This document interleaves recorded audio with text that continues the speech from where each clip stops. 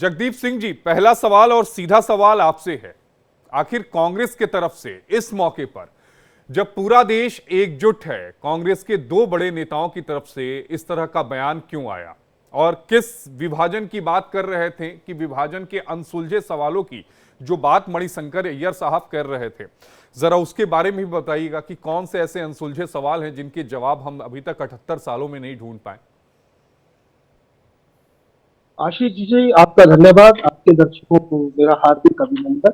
ऐसा ही अपेक्षित था इस देश के मेन स्ट्रीम मीडिया से, और मुझे कोई इसमें हैरत नहीं है कि आखिर क्या चाहता है इस देश का मेन स्ट्रीम मीडिया, देश को दिखाना। ये अब मुझे लगता है जनमानस तक अच्छी समझ इसकी बन चुकी है।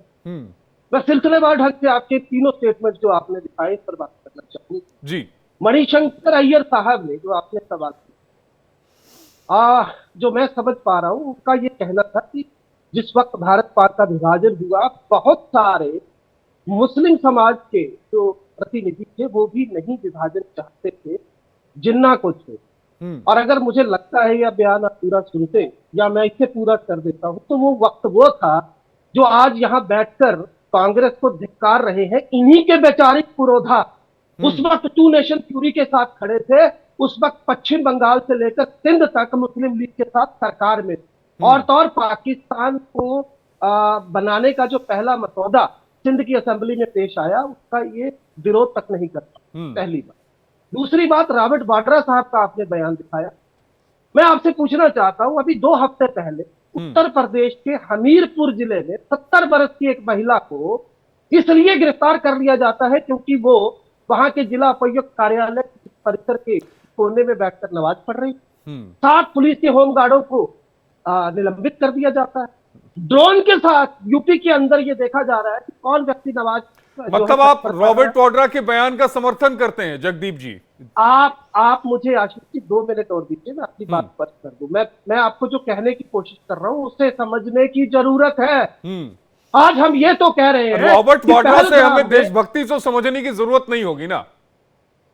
अब ये नौबत तो नहीं आ गई है ना कि जो व्यक्ति ये कहे कि धर्म देखकर माना गया है, हमारे देश में मुसलमान असुरक्षित हैं, उससे देशभक्ति तो हमें सीखने की जरूरत नहीं होगी ना जगदीप जी। आशीष जी, मैं आपकी समस्या समझ सकता हूं। मैं आपसे फिर अनुरोध करूंगा, अगर आपने मुझे आमंत्रित किया है, थोड़ा सा वक्त दीजिए, मैं अपनी बात पूरी। उन्होंने कहीं ये नहीं कहा है कि देश के अंदर मुस्लिम जो है वो खुद को असुरक्षित महसूस कर रहा है, लेकिन ये जरूर मैं कहना चाहूंगा कि आज जो परिस्थितियां बनी है, जिस तरीके से इस देश के अंदर मीडिया ने सबसे पहले पहलगाम हमले के बाद ये एक नैरेटिव चलाने की कोशिश। जगदीप जी, आपने ये कहा, क्या उन्होंने ये बात बोली कि नहीं बोली कि इस देश में मुसलमान असहज महसूस कर रहा है? रॉबर्ट वाड्रा ने अपनी बयान, अगर आप ये बोला कि नहीं बोला, अगर आप कहिए तो दोबारा प्ले करा दूं। आप मेरे शब्दों को अगर प्ले करेंगे तो समझ जाएंगे। मैंने असुरक्षित कहा है, असहज नहीं कहा है। बिल्कुल वो असहज महसूस कर रहा है, और क्यों ना करे, जब इस देश के अंदर ऐसी, आपको मैं सैकड़ों घटनाएं दिखा सकता हूं। फ्रिज में बीफ है कि मटन है, उस पर हत्या हो जाती है। एक चलती हुई ट्रेन में हमारी ही सिक्योरिटी फोर्सेस का कोई व्यक्ति विशेष गोली चला देता है, तब कोई बात नहीं करता। मैं सिर्फ ये कह रहा हूं कि आज समय ये है कि हम बात ये करें कि जो देश के दुश्मन पाकिस्तान ने एक कोशिश की है हमें बांटने की धर्म और जाति के नाम पर, क्या हम उसी एजेंडे को आगे लेकर चले? उसी एजेंडे को तो रॉबर्ट वाड्रा साहब अब आगे लेके चल रहे हैं। वो ये कह रहे हैं कि असहज महसूस कर रहा है। आपका जो बयान था, रॉबर्ट वाड्रा का जो बयान था, वही तो मैं बता रहा हूं। मैं अलग कहां कुछ कह रहा हूं। आशीष जी, मैं फिर से आपको अनुरोध करूंगा, आप 2 मिनट मुझे बात पूरी करें। मैं आपको पिछला 8 मिनट दे चुका हूं सर, आप बोलिए, फिर भी मैं आपको वक्त दूंगा, आप बोलिए। मैं मुख्तर शब्दों में 2 बातें कह के अपनी बात पूरी करूंगा। ये सच है कि मोदी सरकार के आने के बाद में इस देश का सांप्रदायिक सौहार्द बिगड़ा है, और यह भी सच है कि आदिल शाह जैसे लोगों ने वहां पर पुरजोर कोशिश की अपनी जान गंवाकर लोगों की जान बचाने की। और स्थिति यह है कि आज इस देश की मरकज में बैठी सरकार पाकिस्तान का नाम तक नहीं ले रही, और कांग्रेस को रही है, उस कांग्रेस को जिसने पाकिस्तान का पेट फाड़कर बांग्लादेश पैदा किया था। तो ये आपको समझना होगा। और फिर आप नहीं, फिर आप शिमला समझौते की भी बात करिए। फिर आप उस संधि की भी बात करिए जो आप लोगों ने सिंधु जल संधि की, पूरे विश्व में एकमात्र ऐसी संधि जो एक तरफा संधि थी, जिसका फायदा केवल और केवल पाकिस्तान को मिला, भारत को कोई फायदा नहीं मिला, उसकी भी बात करिए फिर आप। आशीष जी, सिंधु जल समझौते को जब आप गहनता से देखेंगे तो आपको आपके सवालों का जवाब नहीं, मैंने गहनता से देख लिया है, मैं समझ क्या चुका हूं, देखा इसलिए आपने? सवाल बताइए पूछ रहा मुझे। हूं। जब वर्ल्ड बैंक उसके अंदर खड़ा है और उस वक्त की परिस्थितियों के हिसाब से ये जो समझौता हुआ उस पर आज सवाल उठाया जा रहा है, लेकिन ये जो झूठा नैरेटिव चलाया जा रहा है कि हमने पानी बंद कर दिया, इस देश का मेन स्ट्रीम मीडिया चला रहा है, उस पर कोई बात नहीं करेगा, उस पे बात नहीं करेंगे। मैं फिर से कहूंगा, ये जगदीप जी, ये कहा गया है कि हम सिंधु जल समझौते को सस्पेंड कर रहे हैं, कोई नल तो है नहीं कि टैप बंद कर दिया पानी नहीं जाएगा, ऐसा तो नहीं हो सकता ना। आशीष जी, कमाल है। मैंने कब कहा कि उसको निलंबित, उस समझौते संधि को निलंबित करने के अलावा कोई बात कही गई, लेकिन इस देश के मीडिया ने क्या दिखाया इस देश को कि हमने पानी बंद कर दिया है, पाकिस्तान में त्राहिमाम मच गया है। मुझे दूसरे चैनलों का नहीं पता जगदीप जी, लेकिन हमने यही कहा है कि संधि सस्पेंड की गई है, हमने हमेशा यही कहा है, हमने ये नहीं कहा कि एक नल था उसको बंद कर दिया, अब पाकिस्तान में जो है वो पानी का जाएगा नहीं।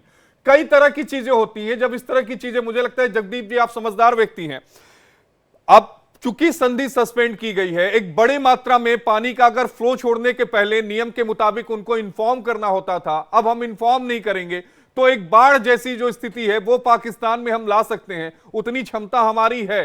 हाँ, कई सारी योजनाएं हैं, कई सारी जो परियोजनाएं हैं उन पर काम चल रहा है, जो पाइपलाइन में है। दो परियोजनाएं जिनका मैं जिक्र करना चाहूंगा, बगलिहार परियोजना झेलम नदी पर, कृष्णगंगा परियोजना कृष्णा नीलम पर, ये दोनों चल रही हैं। रेटले परियोजना अभी पाइपलाइन में है। इसके अलावा कई सारी जो परियोजनाएं हैं उनका शुरुआत हो जाएगा। मैं आपके पास आऊंगा। राधिका भट्टाचार्य जी, आपने जगदीप जी को सुना होगा, लंबा उन्होंने बोला, अब जरा सिलसिलेवार ढंग से उसका जवाब दीजिए, फिर मैं group captain doctor D K. Pandey ji के पास जाऊंगा। अच्छा, पहले तो आपने मनीष शंकर अय्यर जी को स्क्रीन पे लाए थे, जिनका नाम मेरे ख्याल में पाकिस्तानियों ने मंसूर भाई सैयद अय्यर रखा होगा, क्योंकि उन्होंने तो एक पूर्व राजदूत होने के बावजूद उन्होंने कभी भारत के प्रति कभी प्रेम की कोई बात की नहीं है। उनके लिए पाकिस्तान उनका वतन है, तो उनकी बात हम करेंगे नहीं। अभी मैं करने जा रही हूँ बात ये रॉबर्ट वड्रा का, जिनका इंटेलेक्चुअल लेवल तो जब मुंह खोलते तभी पता चल जाता है कि कानों के बीच में सब कुछ है, जिल्द है पर दिमाग नहीं है। अभी वो कह रहे थे कि मुसलमान इस देश में बड़े दुखी है कि जब उन्हें जुम्मे को जमा मस्जिद में नमाज के लिए इकट्ठा होते हैं और उनकी तादाद इतनी बढ़ जाती है तो उस पे प्रशासन को उन नियम लाना पड़ता है। वो क्या चाहते हैं कि आप इबादत के लिए पूरे शहर को तकलीफ में दें? ये तो प्रशासन को करना ही चाहिए भैया, जितना कैपेसिटी है उतना आओ, दूसरे जगह जाओ। ये तो एक इबादत का जगह है, हमारे मंदिरों की तरह ये ऐसा जगह नहीं है कि आप अगर इबादत करने जा रहे हो तो आप दूसरे जगह नहीं जा सकते हो। रॉबर्ट वड्रा क्या कह रहे थे कि मुसलमान लोग बड़े दुखी हैं, वो सोचते हैं कि उनके ऊपर अत्याचार हो रहा है। मुझे बताइए, जो हमारी दूसरे अंक की तादाद है इस देश में, कहीं की माइनॉरिटी नहीं है। मेरी शादी हुई है, मैं राधिका भट्टाचार्य शाह हूं, आदि ब्राह्मण आदि जैन। तो इसलिए अगर आप देखें तो ये सब जो ये बेवकूफी की बातें करते हैं, कभी रॉबर्ट वड्रा और गांधी परिवार ने कभी बोला है कि सचमुच 60 साल तो ये देश हमारे पास था, हम सच्ची कुछ नहीं कर पाए? और ये मोदी जी कहां से आए? एक ये क्या, ये भगवान है कि एक जमीन के पुरुष है? कैसे इन्होंने इस तरीके का शक्ति दिखाया कि पाकिस्तान को सही तरीके से वो अंजाम पे लाएंगे? ये तो वो कहेंगे नहीं, क्योंकि 60 साल जब जिंदगी में 60 साल जब देश उनके पास व्यक्ति विशेष की तारीफ क्यों करेंगे? वो ये क्यों नहीं करेंगे कि हमारी हुकूमत जो है वो पाकिस्तान को सीधा सबक सिखाए? वो हम तो कहते हैं अभी तो सबक हम सिखाएंगे, और जो भी हम सबक उनको सिखाएंगे उनको 1 मिनट के लिए ये अच्छा नहीं लगेगा, क्योंकि उनको तकलीफ होती है। फ्लड, हम उनको फ्लड करेंगे, हमला करेंगे, बाढ़ लाना लाएंगे, भूकंप लाना हो लाएंगे। नहीं, भूकंप हम कैसे सब लाएगा कुछ राधिका करेंगे, जी? क्योंकि हमारे राधिका लिए जी, भूकंप कैसे लाइएगा? जो भी मैं ये कहने की बात है, दिस इज जस्ट ये देश की बात है, यहाँ पर इस तरह के कम से कम शब्दों का उपयोग मत करिए कि भूकंप लाइएगा।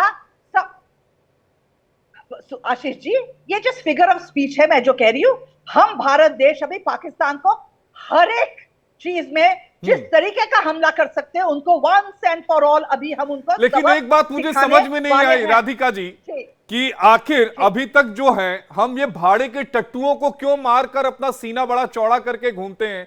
ये जितने भी आतंकी हमारे मुल्क में आते हैं, या फिर जिन आतंकियों को हमने दूसरे मुल्क में यानी पाकिस्तान में जाके मारा, ये सारे भाड़े के टट्टू थे। इनका एक ही मकसद था कि इनको अपनी जान देनी है, चाहे सरहद के पार दें या सरहद के इस तरफ दें, उनको अपनी जान देनी है। हम पाकिस्तान की कमर क्यों नहीं तोड़ते? हमारे घर में हमारे शहीदों की जो बॉडीज हैं वो उनके घर पे जाती हैं, मातम होता है, महिलाएं रोती हैं, तमाम तस्वीरें वायरल होती हैं। लेकिन पाकिस्तान की सेना में ऐसा कोई तस्वीर वायरल नहीं होती। हम कभी भी कमर तोड़ने के प्रयास नहीं करते, इन भाड़े के टट्टुओं को मारकर अपना सीना चौड़ा करके घूमते हैं।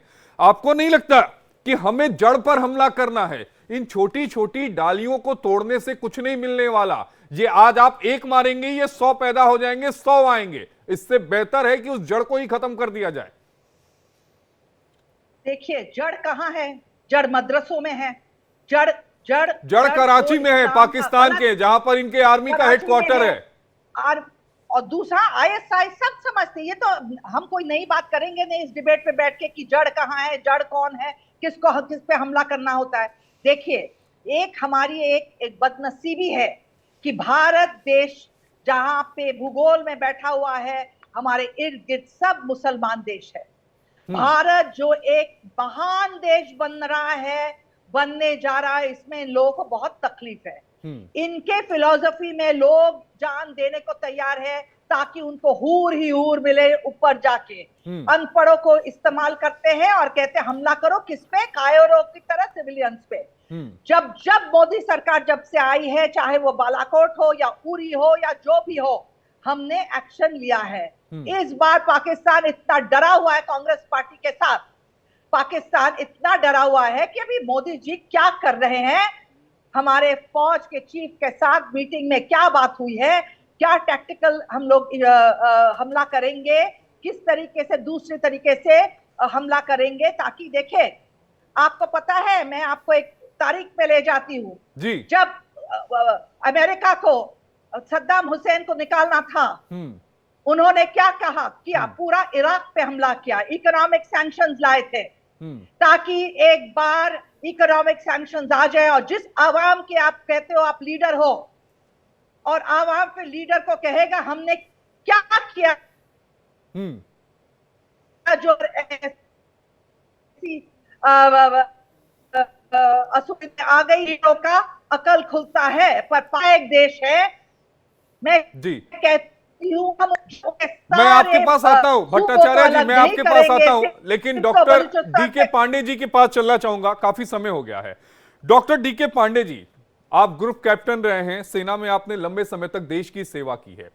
जब इस तरह की सिचुएशन हो, जब इस तरह का हमला हुआ हो और देश में बड़े बुद्धिजीवी जो नेता हैं, खुद को बड़ा नेता मानते हैं, उनके बयान इस तरह आते हों, या फिर एक किसान नेता नरेश टिकैत का जो बयान आया कि पाकिस्तान से पूरी दुश्मनी नहीं निकालना चाहिए, हमें पानी देते रहना चाहिए, फिर आप लोग के जहन में, आप लोग के दिमाग में क्या चलता है जब इस तरह के बयान आप सुनते हो? तो इस तरह की सिचुएशन में जय हिंद, बहुत बहुत धन्यवाद मुझे इस परिचर्चा में बुलाने के लिए। मैं काफ़ी देर से सुन रहा था किस प्रकार से जो है विचारों का जो है मर्दन हो रहा था, लेकिन सबसे ज़्यादा दुख होता है कि जब अपने लोग जो हैं वो कुछ उंगली उठाएं और कुछ कहें। देखिए, ये समय इसका नहीं है, इस समय है हम सब मिलकर एकजुट हों, और जो हमारा सबसे बड़ा जो केंद्र है जिस पर हमें आक्रमण करना है, आक्रमण से मतलब मेरा कूटनीतिक और सैन्य दोनों से है, उस पर आक्रमण करना है, वो उस पर हम फोकस करें।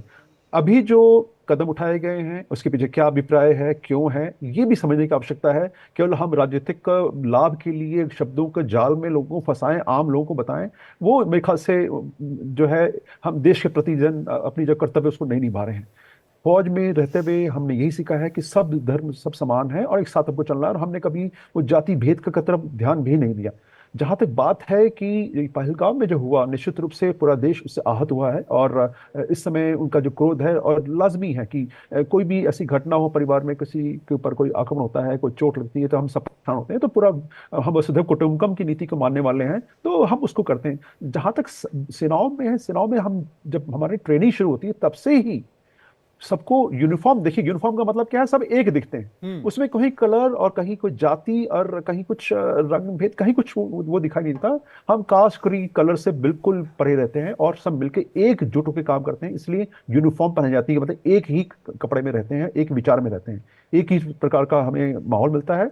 तो हमारी जो बाकी जो दूसरी चीजें हैं उनको हम मानते हैं कि ये क्लटर है, ये अवांछित चीजें हैं जिसको कि हमें नेग्लेक्ट करना हो। हमारा मुख्य ध्येय है लक्ष्य की तरफ देखना।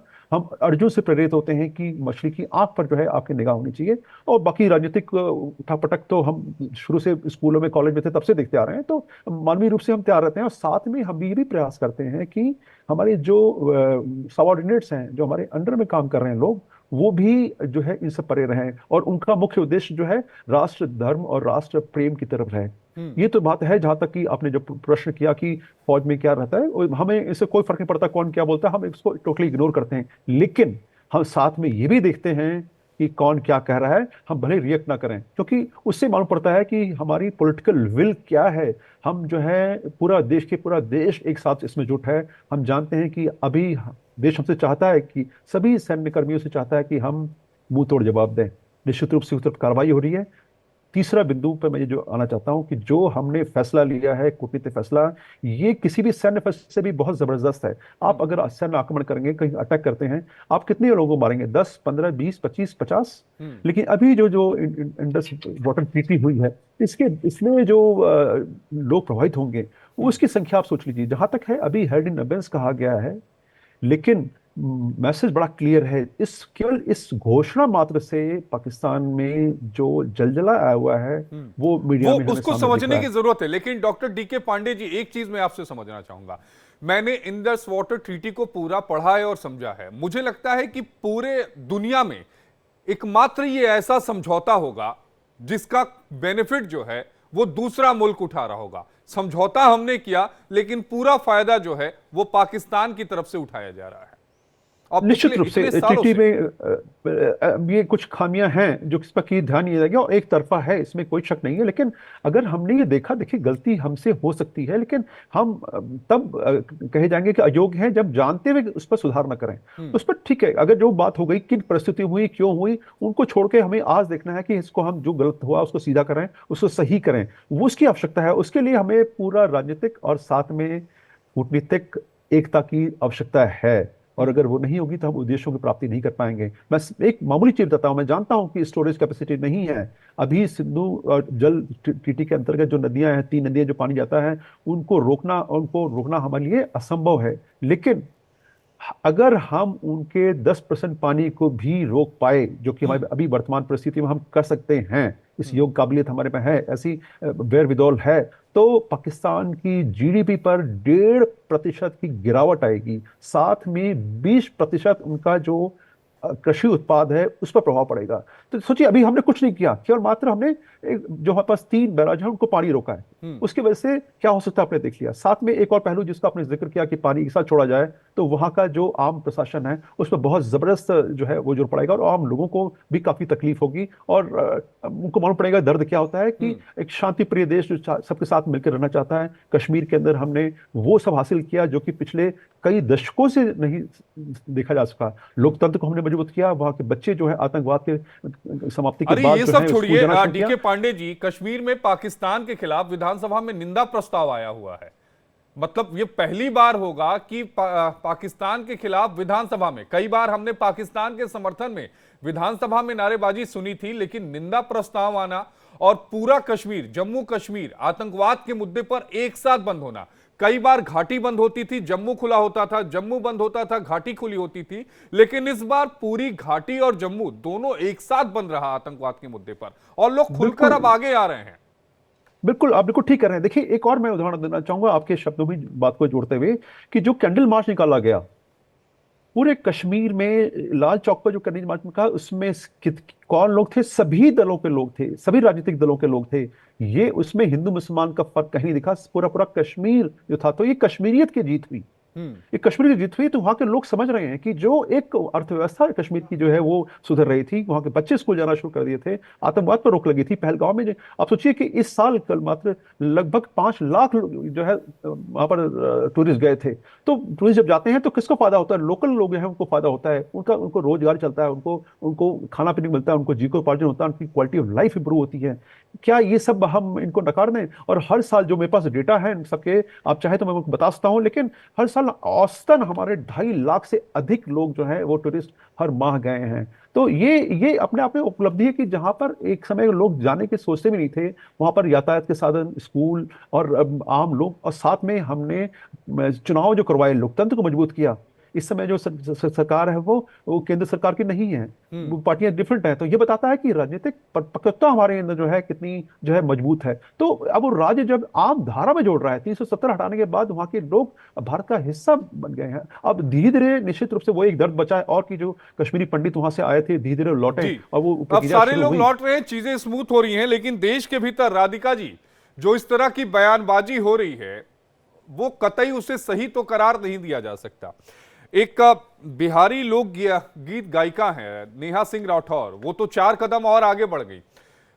उन्होंने क्या कहा वो मैं बोलना भी उचित नहीं समझता, लेकिन इतना जरूर बोलूंगा कि उन्होंने जो कुछ कहा पाकिस्तानी मीडिया ने उसे भारत के खिलाफ इस्तेमाल किया।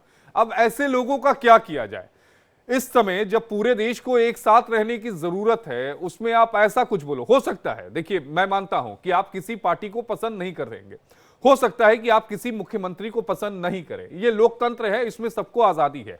लेकिन जब बात देश की हो तो वहां पार्टी या व्यक्ति नहीं रह जाता, वहां केवल एक चीज आती है, देश। और मेरा भी मानना है कि we are the citizen of India, और हमारी धर्म जाति कुछ नहीं है, हम केवल भारतीय हैं, यही हमारी पहचान है। देखिए आशीष जी, ये नेहा जिनकी बात कर रही है उन्होंने क्या कहा उसके लिए तो मैं व्यक्तिगत रूप से रिस्पॉन्सिबिलिटी नहीं लूंगी। उन्होंने जो कहा उन्हें रिस्पॉन्सिबिलिटी लेनी पड़ेगी, पर ये नहीं कह सकते कि नेहा ने जो कहा उसके ऊपर पाकिस्तान बहुत बड़ी बात कर रही है। क्योंकि जो जैसे मनीशंकर अय्यर जैसे लोग, हमारे गांधी फैमिली जैसे, हमारे कांग्रेस पार्टी के प्रेसिडेंट जिस तरीके का बात करता है, उसको भी तो कांग्रेस पार्टी लेके, उसको भी तो पाकिस्तान लेके बड़ी बात करती है। और मैं तो पहले कहूं कि मैं ग्रुप कैप्टन पांडे जी को मेरा सलाम सल्यूट है, क्योंकि group captain Pandey, I am a brigadier's daughter myself, and I have in my lifetime my father fought 3 wars for this country. I'm a gunner's daughter. But माफ कीजिए ग्रुप कैप्टन साहब, हमारी ये जो सॉफ्ट स्टांस है ना, ये जो भाईचारा, मिडिल लेन, सिविलियंस, फौज का एक्शन, उसका स्टेज निकल गया है। भारत ने तो सब कुछ ट्राई किया था ना। आप जब देखें, जब हमारे नेबरहुड में एक मुसलमान देश है जिसके लिए हम काफिर हैं, हम उन्हें पानी दे, टमाटर दे, प्याज दे, चावल दे, कृतज्ञता उनमें कभी नहीं होगी, क्योंकि मरता क्या नहीं करता है, वो तो ये सब करता रहेगा क्योंकि उनके खुद सिविलियन गवर्नमेंट की तो कोई रेलेवेंसी है नहीं ना। जहां पे 800 रुपए के आप चिकन खरीद रहे हो, 1200 रुपए की आटा खरीद रहे हो आप, वो लोग तो उनको अपने रेलेवेंस दिखाने के लिए यही करेंगे ना। पाक अरे वहां का लोकतंत्र की क्या मिसाल दूं, आज तक वहां पर कोई भी सरकार 5 साल जो है वो पूरा नहीं कर पाई है। 37 साल वहां पर जो मिलिट्री है वो राज की है, 40 साल वहां पर सरकारें अलग अलग समय पे बनी है, 37 मुख्यमंत्री बने हैं, प्रधानमंत्री।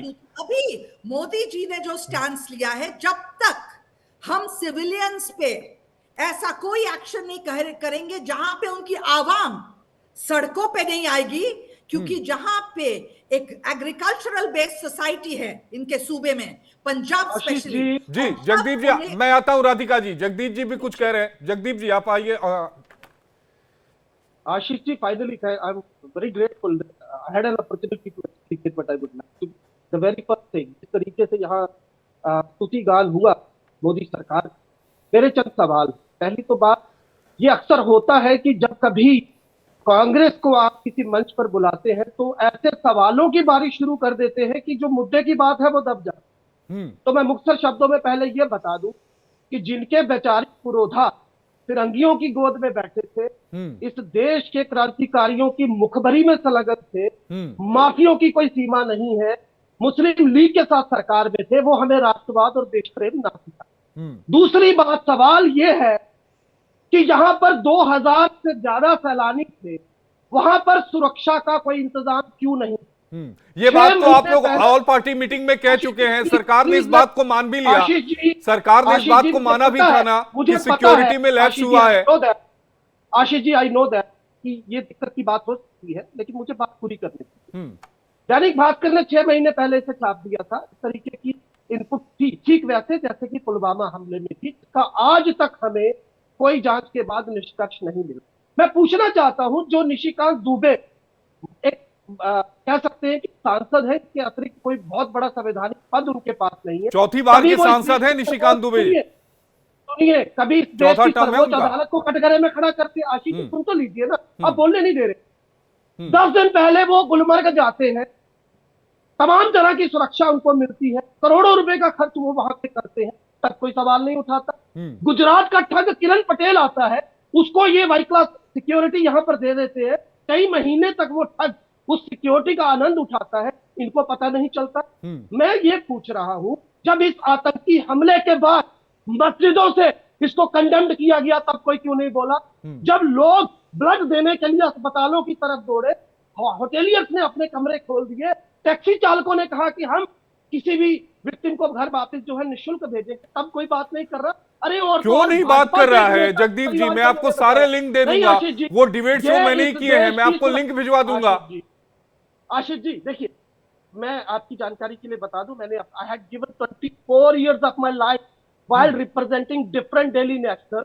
तो एथिकली मैं आपसे एक रिक्वेस्ट करूंगा, if I am representing Congress here, let me have an opportunity. मैं नहीं, आपको कहा, आपको दिया जा रहा है, लेकिन आप ये कहें कि कहीं उठाया नहीं गया, तो ऐसे में कैसे स्वीकार कर लूं? मैंने ट्वीट पे खुद ही वो बात उठाई है, मैंने खुद वो सारी चीजें कही है जो आप कह रहे हैं। आशीष जी पहले तो मैं आपको ये बता दूं कि आप सिंधु जल समझौते को अच्छे तरीके से मैं पढ़ लिया हूं जगदीप जी, आपके साथ किसी दिन बैठ के चर्चा कर लेंगे, बैठ के चर्चा कर लेंगे, आप जिस दिन कहिएगा। इन 6 नदियों, सुनिए ना भाई साहब, इन 6 नदियों के पानी को कहां चाइना बेचते, आप कहां बेचते? कभी ये एक देश था, और जब इस देश का बंटवारा हुआ उस वक्त की परिस्थितियां क्या थी उसको देखिए। दूसरी बात, बार बार पाकिस्तान की आप बात करते हैं, मैं एक बात और जोड़ दूं, अब पाकिस्तान के नक्शे को देखिएगा, जब श्वान की भांति दिखाई देता है, लेकिन पाकिस्तान का जो किरदार है वो श्वान से भी बदतर है। लेकिन कांग्रेस पर आप उंगली उठाते हैं ये लोग, इनसे जरा पूछिए, आज तक पाकिस्तान 3 मरतबा अगर औंधे मुंह गिरा तो किसकी सदारत में, कौन नेतृत्व कर रहा था देश का? मैं उसका जवाब राधिका जी से ले लूंगा, लेकिन आप इस सवाल का जवाब दीजिए। मैं आता हूं राधिका जी। जगदीप जी, फिर रॉबर्ट वाड्रा को अपनी सफाई क्यों देनी पड़ी? क्यों उनको फेसबुक पर पोस्ट लिखना पड़ा? अगर उनको लगता है कि उन्होंने सही बयान दिया था, तो उनको अपने शब्द वापस क्यों लेने पड़े? आप इसका जवाब दे दीजिए, फिर मैं राधिका जी से जवाब लेता हूं। मैं बिल्कुल इसका जवाब दे रहा हूं। रॉबर्ट वाड्रा साहब, बकौल रॉबर्ट वाड्रा, उन्होंने क्या कहा कि मुस्लिम लोगों को नमाज पढ़ने से रोका जा रहा है, क्या ये सच नहीं? और मैं पूछना चाहता हूं, भी भाजपा की महिला प्रवक्ता यहां बैठकर कह रही थी कि भाई वो अपने वहां जाकर नमाज पढ़े, अपनी मस्जिदों में पढ़े, बिल्कुल ठीक है, होना भी ऐसा ही। पर मैं ये पूछना चाहता हूं, क्या ये देश सबका नहीं है? क्या इस देश का संविधान सबके लिए एक जैसा नहीं है? जब कांवड़ यात्रा चलती है, सुनते जाइए, तब आपके प्रशासनिक अधिकारी जो है वो दोनों हाथ जोड़कर रास्ते में खड़े हो जाते हैं। जब हमारे नवरात्रों का उत्सव होता है तब हमें कोई नहीं रोकता। मुद्दे की बात यह है कि अब्दुल की चूड़ी टाइट होनी चाहिए। इस देश की मरकज में बैठी सरकार ने सिवाय आप कभी उससे बाहर निकल पाएंगे कि नहीं? तुष्टीकरण की राजनीति से जगदीप जी कांग्रेस कभी निकल पाएगी कि नहीं निकल पाएगी? देश एक है, ये कभी मान पाएंगे कि नहीं मान पाएंगे कि केवल एक वर्ग विशेष को ही आप सपोर्ट करते रहेंगे आप लोग? आशीष जी, जब देश का अल्पसंख्यक खुद को वंचित माने, खुद को अपेक्षित माने, भाई जैन को कोई दिक्कत नहीं हो रही है, बौद्ध को कोई दिक्कत नहीं है, ईसाई को कोई दिक्कत नहीं है, यहूदियों को कोई दिक्कत नहीं है। आशीष जी, आप बात तो पूरी करने दीजिए। मैं ये कह रहा हूं, आपको किसने रोका है पाकिस्तान पर हमला ना कर? आप तो कह रहे थे हम पीओके भी लेके रहेंगे, हमने ले लेना, एक बार मौका दीजिए, तीसरी मरतबा आपको मिला। सवाल ये है, आज पाकिस्तान ने अपना एयर स्पेस बंद कर दिया, कोई इसका उत्तर वो आप नहीं हमेशा दे पा रहे। करता है, ये कोई नई बात नहीं है। सिंधु इससे जल पहले समझौते भी की आप बात इससे करते पहले हैं, भी एयर स्पेस पूरे बंद विश्व किया है के सामने जगदीप आपने जी। कहा, ये कोई हमने नई बात पानी रोक नहीं है, दिया, ये कोई नई पानी बात नहीं नहीं है। रुका। पाकिस्तान की तरफ से सबसे पहले यही किया जाता है कि वो एयर स्पेस बंद करता है ताकि पश्चिमी देश तो आप जो क्यों जाने नहीं वाले कार्रवाई फ्लाइट है कर वो रहे? प्रभावित हो। आशीष ये जी, पहली बार आशीष नहीं जी, है, ये पहली बार नहीं है। आशीष जी, मैं पलट कर आपसे एक सवाल पूछ लेता नहीं, हूँ। माननीय प्रधानमंत्री के मुखार बिंद से पाकिस्तान का नाम क्यों नहीं निकल रहा? क्यों नहीं वो उसको कंडेम्ड कर रहे? क्यों नहीं उसके खिलाफ कार्रवाई हो रही? किसने रोका है? जब माननीय राहुल, सुनिए, अरे माननीय राहुल कार्रवाई गांधी तो जी ने स्ट्रेटेजी से होती ये है ना। कहा, आपको इस क्या लगता है कि सरकार कोई ने- वीडियो गेम अरे थोड़ी ना है सुनिए, कि हमने ऐसे किया जाके आशीष वहां जी, सैनिक सुनिए। जाके गोलियां मारने लगे। स्ट्रेटेजी चलिए, एक बनानी बात- पड़ेगी, प्लानिंग बनानी मैं पड़ेगी, पलट समय के- लगता है मैं चीजों को। चलिए, मैं पलट के आपसे एक सवाल पूछ लेता हूँ। किरण रिजिजू साहब के बयान को बाद में काटा क्यों गया? जब राजनाथ सिंह ने सर्वदलीय बैठक में यह कहा कि हमसे चूक हुई है, तो उन्हीं का बेटा कांग्रेस को आरोपित करता है, यद्यपि सरकार में आप है पिछले 11 सालों से। पहले जरा इनसे पूछिए, राधिका भट्टाचार्य जी, अपना जवाब दीजिएगा। देखिए, जो भी प्रशासन है, कुछ ऐसा जब ऐसा एक घिनौनी हादसा होता है, प्रशासन का ये रिस्पॉन्सिबिलिटी होता है कहना हाँ चूक हुई है, हम उस पर देखेंगे क्यों हुई है। तो ये कोई बड़ी बात नहीं है कि प्रशासन ने क्यों कहा चूक हुई है। दूसरी बात मैं बता दूं ये जगदीप जी को, पहले हम सिक्योरिटी की बात ना करें कि हमारे भारतीय जनता पार्टी के एमपी कितना सिक्योरिटी लेके गए, क्योंकि दामाद जी हमारे रॉबर्ट वाड्रा के ऊपर कुछ लोग मरे हैं, सिक्योरिटी पे बात क्यों नहीं करेंगे? क्यों ये इतनी बड़ी सुरक्षा चूक? वो अपना ऐसा ही पहलगाम में जो हुआ, यही हमने पुलवामा में देखा। टाइट टी शर्ट में चलते थे और आगे पीछे इतने सिक्योरिटी थे, किस लिए? छोड़िए, ये सब बात नहीं करते। मुझे सिर्फ कांग्रेस पार्टी को एक बात याद दिलाना है और कहना कि आप भूल जाए वो सुहाने सपने कि आपका प्रशासन भारत में वापस आएगा, क्योंकि अगर आप लोग जो 2008 में पाटिल ने इस्तीफा दिया था, तो आज गृह मंत्री ऐसा पाटिल ने कि नहीं दिया था? होता नहीं था। आपके यहाँ तो रिवाज ही नहीं है, आप तो जिम्मेदारी मानते ही नहीं है। अगर आपने जिम्मेदारी मानी थी तो वो किरण रिजिजू को काट कर क्यों पेश किया गया? ऐसा बात ना कीजिए, क्योंकि और फिरंगियों के साथ आपके जो फिरंगियों की गोद में आप बैठे थे, हमारे प्राइम मिनिस्टर थे, फिरंगियों की गोद में आप बैठे थे, फिरंगियों से 5 मरतबा माफी आपके माफी सावरकर ने मांगी थी। सुनिए, अभी आपके आगरा में जगदीप 1942 में जी, वाजपेयी यही साहब टिप्पणी ने कर मुखबरी की थी, राहुल गांधी क्रांतिकारियों पूरे की। फंसे हुए हैं सावरकर पर टिप्पणी कर 3 दिन पहले ही सुप्रीम कोर्ट का ऑब्जर्वेशन आया है। ध्यान आपको देना चाहिए कोर्ट की कितनी तल्ख भाषा थी सावरकर को लेकर जो राहुल गांधी ने कहा था। इसको समझिए जरा, वापस ले लिया गया, इसको जरा समझिए। कोच नहीं वापस लिया गया, सुप्रीम कोर्ट में मामला चल रहा है। कुछ नहीं, केवल रोक लगी है जो निचली अदालत में चल रही है, लेकिन जो नसीहत दी गई है राहुल गांधी को, जरा वो भी तो समझ लीजिए क्या कुछ कहा था सुप्रीम कोर्ट ने। अरे जो माफी नहीं मांगी थी 5 मरतबा सावरकर साहब ने, ये सच नहीं है? वो तो नींद लगाते हैं, उनको कुछ पता है क्या हो रहा है? पेंशन लेते थे कि नहीं? अंग्रेजों की फौज में भर्ती करवाते थे भारतीयों को कि नहीं? नाथूराम गोडसे के बड़े भाई को भर्ती करवाया था कि नहीं? वो डबल एजेंट महिला डबल एजेंट कौन थी? ग्रुप कैप्टन मैं लेकर आऊंगा डॉक्टर डीके पांडे जी को। डीके पांडे जी, ये बड़ा दुखद हो रहा है कि ये जो पूरा मुद्दा है, जहां देश को एक साथ होना चाहिए था, दोनों ही राजनीतिक पार्टियां, जो बड़ी राजनीतिक पार्टियां हैं बीजेपी और कांग्रेस, जिसको इस मुद्दे पर एक साथ होना चाहिए था, वो इतिहास को खंगालने में लगी हुई हैं, जबकि पूरे देश को एक साथ होकर पाकिस्तान। मैं आता हूं आपके पास, मैं आता हूं, लेकिन पहले एक सवाल में डीके पांडे जी से उसका जवाब ले लो। डीके पांडे जी, इस पर आपका रुख, फिर मैं आता हूं भट्टाचार्य जी आपके पास। देखिए, बहुत ही महत्वपूर्ण है कि हम इतिहास में क्या हुआ उससे हम सीखें, क्या गलतियां हुई उसको सुधारें और क्या अब दोबारा वो गलतियां ना हो। ये बहुत, हम इसलिए इतिहास पढ़ाया जाता है और इतिहास में हमें यही सीखना चाहिए। लेकिन अगर उसके अलावा आप कुछ और कर रहे हैं तो आप समय जाया कर रहे हैं और आपके ऑब्जेक्टिव्स कुछ और हैं। जहां तक बात है इस समस्या में, जहां पर जो अभी कार्रवाई की गई कूटनीतिक कदम है, निश्चित रूप से सैन्य कदम भी उठाए जाएंगे, लेकिन मैं उनकी चर्चा इसलिए नहीं करना चाहता हूं कि कोई भी मिलिट्री ऑपरेशन को मीडिया में डिक्लेयर नहीं किया जाता, उसको एक्सपोज नहीं किया जाता, क्योंकि जो हमारा का जो और सरप्राइज एलिमेंट का है वो, मैं तो ये भी कह रहा हूं कि करना भी नहीं चाहिए। अगर हमारे पास जानकारी आ जाती है तो हम करेंगे भी नहीं, इसकी भी गारंटी मैं देता हूं। जी, तो इसके मद्देनजर तो बिल्कुल आप पूरा देश को, जैसे प्रधानमंत्री ने आश्वस्त किया है कि हमने, मेरे हिसाब से तो IWT के ऊपर जो अबेंस किया गया ये बहुत जबरदस्त करारी चोट है। उसके बाद something is there in pipeline which will very shortly, बहुत कम समय में लोग देखेंगे क्या हो रहा है, तो मैं उस पर टिप्पणी नहीं करूंगा। लेकिन हमें एक ही गुजारिश है भारत के राजनीतिक दलों से कि इस समय इतिहास में क्या हुआ उसको छोड़कर आज क्या आवश्यकता है उसके लिए रहें, सब एक साथ रहें, एक साथ चलें और जो डिसीजन लिए जा रहे हैं राष्ट्र हित में उनका समर्थन करें, न कि पहले क्या नहीं हुआ, क्या देखिए पहले लैप्सेस हुए तभी तो हम आज इस स्थिति पहुंचे जी, लेकिन हमने कोई अच्छे भी काम हुए तब भी तो हम इस स्थिति पहुंचे। लेकिन हमको सबक सीखकर आगे बढ़ने का प्रयास करना चाहिए। निश्चित रूप से मैं फिर कह रहा हूं कि IWT एक तरफा थी, इसमें कोई शक नहीं, उसको सुधारने की आवश्यकता है और उसके बाद इसको एक हथियार के रूप में प्रयोग करने की आवश्यकता है, फौजी की तरह मैं बोल रहा हूं। दूसरी बात, हमें जिस प्रकार से हम ना अपनी सैन्य तैयारियां चल रही हैं, आपने सुना होगा कि जिस प्रकार से आक्रमण एक्सरसाइज और बाकी कई जगह जो डिप्लॉयमेंट और क्या क्या हो रहा है, वो उस पर केवल आप उसको ऑब्जर्व करिए, उसको चर्चा करना उचित नहीं होगा। तो साथ में हम मिलकर चलें, इससे क्या है, जो भारत के सैनिक हैं उनका आत्मबल बढ़ता है, मनोबल बढ़ता है। आपकी जो टिप्पणियां होती हैं वो दर्दपूर्ण होती हैं और वो मनोबल को प्रभावित करती हैं। राधिका जी, मैं आपके पास आ रहा हूं, पांडे जी, लेकिन उससे और आपके पास भी जगदीप जी, लेकिन उससे पहले शहजाद पूनावाला बीजेपी के नेता हैं, उन्होंने क्या कुछ कहा है वो सुनवाना जरूरी है, क्योंकि उन्होंने कहा ये स्लिप ऑफ टंग नहीं बल्कि स्लिप ऑफ कैरेक्टर है। एक बड़ा आरोप लगाया, क्या कुछ कहा है वो सुनवा देते हैं।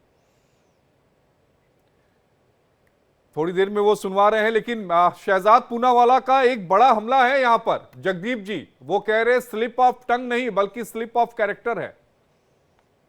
आशीष जी, पूनावाला साहब का क्या राजनीतिक करियर रहा है वो देश जानता है, उसको छोड़ देते हैं। मैं DK पांडे साहब की बात से सहमत हूँ, उन्हीं से कुछ बातें पूछना चाहता हूँ जी, और आपके मन से कहना चाहता हूँ, छोड़ देते हैं इतिहास। दरअसल जब फाइनेंशियल एक्शन टास्क फोर्स की पाबंदियां लगी तो लश्कर तैयबा फ्रंट को लेकर आया और उसी तरीके से पीपल एंटी फासिस्ट मूवमेंट का नाम लेकर जैश ने, जो इस मुल्क को 2 मरतबा युद्ध के मुहाने तक ले आया अपने आतंकी संगठनों के नाम। शेख सजाद गुल की बात हो, बाकी डार की बात हो, सवाल ये है कि जो ब्यूरोक्रेसी पिछले 4 या 5 सालों में जम्मू कश्मीर के अंदर डिप्यूटेड है, जिसका ये काम था कि वो रणनीति तय करे, क्या इस मरकज की सरकार ने कभी उस पर गौर किया? वो तमाम वरिष्ठ अधिकारी जिनका काडर जम्मू कश्मीर था, जिनकी सारी जिंदगी जम्मू कश्मीर में आतंकवाद से लड़ते निकल गई, उनको दरकिनार कर दिया गया और डेपुटेशन पर ऐसे लोगों को लाया गया जिनको आतंकवाद का सिफर नहीं पता, वो नहीं जानते अहले हदीस क्या है, सल्फासी क्या है, देवबंदी क्या है, किस तरीके से आतंकी संगठन काम करते हैं, उनका ड्रग का मॉड्यूल क्या है, कैसे वो ऑपरेट करने के लिए ओवरग्राउंड वर्कर्स को इस्तेमाल करते हैं। मतलब आप ये कहना चाह रहे हैं कि 2014 के पहले सब सही था, जो वहां पे ब्यूरोक्रेट्स थे वो एकदम बढ़िया थे, कोई हमला नहीं हुआ और कश्मीरी पंडितों को कभी वहां से भगाया ही नहीं गया। आशीष जी, माफ कीजिएगा, मुझे ऐसा क्यों लग रहा है जब मैं आपसे बात कर रहा हूं आप मुझे मौका नहीं दे रहे, आप कश्मीरी पंडितों की बात सबसे ज्यादा, राधिका जी और group captain DK Pandey ji भी कहेंगे सबसे ज्यादा मौका मैंने आपको दिया है, सबसे ज्यादा मौका मैंने आपको दिया है। But you have been continuously trying to interrupt me. नहीं, लेकिन आप कुछ भी बोलेंगे तो नहीं चलेगा ना, नेशनल टेलीविजन है ना, कुछ भी बोलेंगे तो नहीं चलेगा ना, मुझे बीच में इंटरप्ट तो करना पड़ेगा ना। ऐसा नहीं है कि मैंने राधिका जी को इंटरप्ट नहीं किया, मैंने उनको भी किया। जहां मुझे लगेगा कि यहां पर मुझे दखल देना है वहां मैं दूंगा, यही तो काम है मेरा। आशीष जी, मैं मुख्तर बता रहा हूं, आतंकवाद को लेकर यहां तक बात है, हमारी मौके की जो रणनीति है वो उतनी सशक्त नहीं है, नतीजतन हमें ये सब देखना पड़ेगा। दूसरी बात आप कश्मीरी पंडितों की कर रहे हैं, मैं पूछना चाहता हूं, पिछले 11 सालों से ये सत्ता है, क्या एक भी कश्मीरी पंडित परिवार की घर वापसी हुई? और मैं पूछना चाहता हूं, जगमोहन को दूसरी मर्तबा कौन लेकर आया था? तब 85 सांसद किसके थे? किसने कहा था? इसका सवाल मैं जवाब राधिका जी से लूंगा, लेकिन उससे पहले शहजाद पूनावाला ने क्या कुछ कहा है वो सुनवा देता हूं राधिका जी, उसके बाद आपसे जवाब लेता हूं। INC का नाम अब इंडियन नेशनल कांग्रेस नहीं, PPP पाकिस्तान परस्त पार्टी कर देना चाहिए। Rahul Gandhi all party meeting में आकर बोलते हैं कि आतंकवाद के खिलाफ कार्रवाई कीजिए, हम सरकार के साथ है, पाकिस्तान पर जो कार्रवाई करनी है कीजिए, और दूसरी ओर राहुल गांधी के ही इशारे पर उनके सबसे खासम खास नेता या तो पाकिस्तान को क्लीन चिट देते हैं या तो हिंदू पीड़ितों का मखौल और मजाक उड़ाते हैं। तारिक कर्रा बोलते हैं कि पाकिस्तान के साथ टेबल पर बैठकर बातचीत कीजिए। कांग्रेस के मणिशंकर अय्यर कहते हैं कि ये पार्टीशन की वजह से हुआ। रॉबर्ट वाड्रा हिंदुओं को दोष देते हैं, मतलब पाकिस्तान को क्लीन चिट देंगे। आतंकियों के जो ये चुन चुनकर हिंदुओं को मारा गया, इस पर लीपापोती करेंगे। राहुल गांधी, ये दोहरी नीति नहीं चलेगी। आप ऑल पार्टी मीटिंग में राष्ट्र नीति बोलोगे और ऑल पार्टी मीटिंग के बाहर निकल के ही वोट बैंक नीति पर चलोगे। कांग्रेस पार्टी ने आज फिर से वोट बैंक नीति को राष्ट्र नीति पर हावी होने दिया है, और ये वही विजय वड़त्तीवार है जिन्होंने 26/11 में पाकिस्तान को क्लीन चिट देते हुए कहा कि कसब ने हेमंत करकरे को नहीं मारा था, ये पुलिस वालों ने मारा था। ये सीरियल ऑफेंडर है। कहां तक कांग्रेस पार्टी जाएगी पाकिस्तान को क्लीन चिट देने के लिए, पाकिस्तान पर सॉफ्ट कॉर्नर अपनाने के लिए और इस्लामिक जिहाद पर लीपापोती करने के लिए? शहजाद पूनावाला को सुन रहे थे, कई गंभीर आरोप लगाए। जगदीप जी, आप इस पे बोल लीजिए, फिर मैं राधिका जी के पास जाऊंगा, एक साथ सभी सवालों का जवाब लूंगा। शहजाद ने जो कुछ आरोप लगाया है कांग्रेस पर, राहुल गांधी पर। आशीष जी, पहली तो बात, शाहिद पूनावाला जैसे बहुत सारे नेता ऐसे हैं जिनका आधे से ज्यादा जीवन कांग्रेस में बीता और अब वो किस राजनीतिक खाते पर हैं ये भी दिखता है। एनी हाउ, उन्होंने इस तरीके से मणिशंकर अय्यर साहब की बात को घुमाने की कोशिश की है, तो मैं बता दूं, क्या उन्होंने कहीं पर भी, अय्यर साहब ने पाकिस्तान को निंदित ढंग से देखने के अलावा, या उन्होंने अगर बंटवारे की बात की है तो वो एक तरह से इन्हीं के बेचारे पुरोधाओं की बात। दूसरी बात, माननीय राहुल गांधी जी का इन्होंने हवाला दिया, तो मैं पूछना चाहता हूं, क्या ये देश अपेक्षा नहीं कर रहा था? माननीय प्रधानमंत्री विदेश से वापिस आकर बिहार चुनाव रैली में चले जाते हैं, लेकिन पहलगाम नहीं आते। राहुल गांधी गए और उन्होंने बतौर नेता प्रतिपक्ष इस देश की सरकार को बड़े साफ शब्दों में कहा कि हम आपके साथ खड़े। तीसरी बात, ये बार बार कह रहे हैं, करकरे साहब का नाम लिया है, तो ये एक बड़ा विवादित मामला है। उनकी धर्मपत्नी के खुद के सवाल कई हैं जिन पर मुझे लगता है यहाँ उस पे मुझे लगता है कि जाने की जरूरत नहीं है, वो चर्चा का टॉपिक भी नहीं है। मुद्दे से भड़क जाएंगे। राधिका जी से जवाब ले लूं, समय की कमी है, हम लोग 50 पर पहुंच गए हैं, 4-5 मिनट और है। राधिका जी। उरी नहीं मानती है।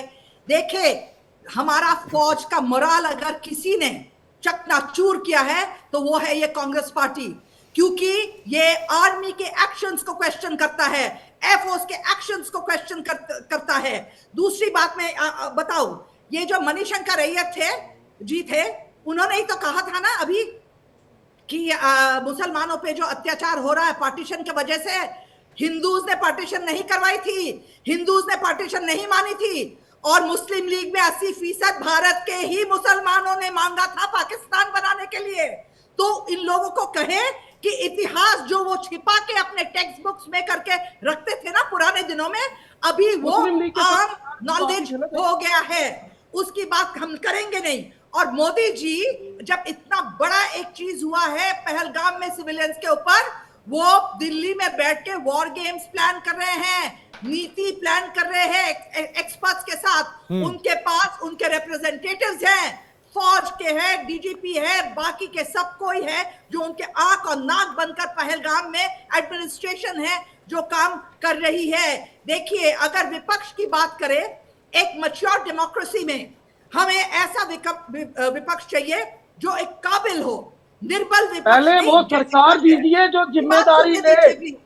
इस्तीफा दे अमित शाह, बताओ गृह मंत्री जिनके रहते हुए इतना बड़ा हमला हुआ, इतनी बड़ी सुरक्षा में चूक हुई, जिसे आप सर्वदलीय बैठक में तो मानते हैं लेकिन बाहर आके मुकर जाते हैं। मोदी जी, आप बाल की बात कर रहे हैं, आपके साथ आप कितना करेंगे मोदी जी का स्तुतिगान?